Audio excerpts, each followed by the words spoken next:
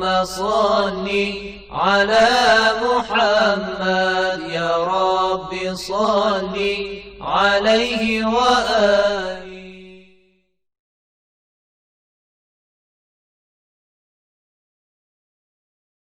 A'udzu billahi minasyaitonir rajim. Bismillahirrahmanirrahim. Alhamdulillahirabbil alamin wassalatu wassalamu ala rasulil a'zam Muhammadin sallallahu alaihi wa alihi wasallam wa ala ahli baitihi thayyibin tahirin. Aqulu lakum assalamu alaikum warahmatullahi wabarakatuh.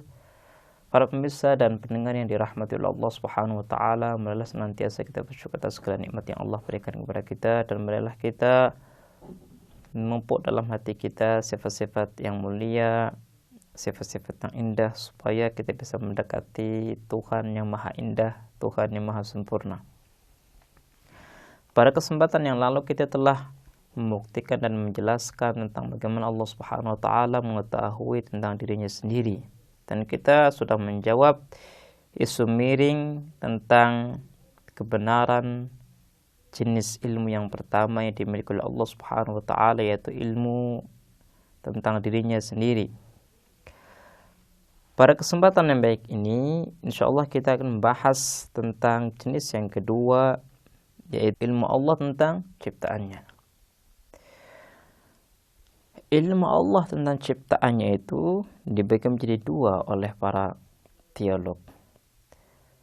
Ilmu Allah tentang ciptaannya sebelum ciptaannya tercipta dan setelah tercipta.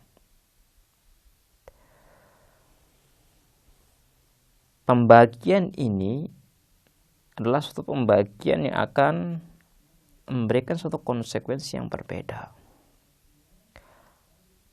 Apa konsekuensi yang akan terlahir atau muncul dari ilmu Allah sebelum menciptakan makhluk, dan apa konsekuensi yang akan muncul dari ilmu Allah setelah menciptakan makhluk? Jadi setiap pembagian dan klasifikasi yang diberikan oleh ulama-ulama teolog semuanya memiliki alasan dan dasar. Marilah kita membahas bersama tentang ilmu Allah tentang makhluk sebelum menciptakannya.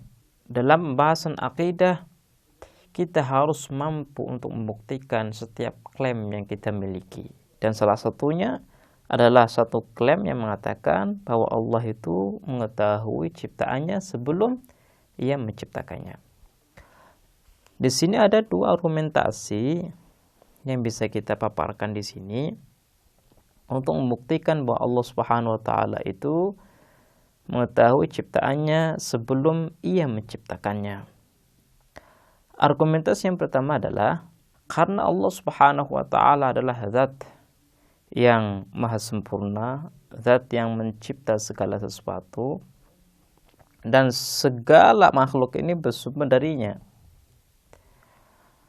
Ketika segala makhluk ini bersumber dari Allah Subhanahu wa taala, maka seluruh kesempurnaan dan keindahan serta sifat-sifatnya itu bersumber dari Allah Subhanahu wa taala. Jadi ketika Allah adalah sebab terciptanya seluruh makhluk, maka dengan Allah mengetahui dirinya sendiri sama dengan Allah mengetahui seluruh makhluk. Dan kita sudah membuktikan bahwa Allah adalah zat yang mengetahui dirinya sendiri. Maka konsekuensi atau kelazimannya adalah Allah Subhanahu wa taala mengetahui seluruh makhluk sebagai cerminan kebesaran, kesempurnaan, dan keindahannya. Untuk bisa mempermudah argumentasi ini, saya akan contohkan pekerjaan yang dilakukan oleh dokter. Dokter itu kalau sudah mengetahui satu faktor, satu sebab penyakit, maka ia bisa memastikan bahwa si fulan ini akan menderita penyakit ini. Kenapa?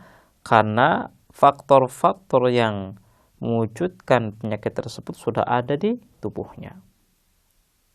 Para pemirsa bisa melihat dokter tadi mengetahui penyakit yang akan muncul di tubuh seseorang sebelum penyakit tersebut ada.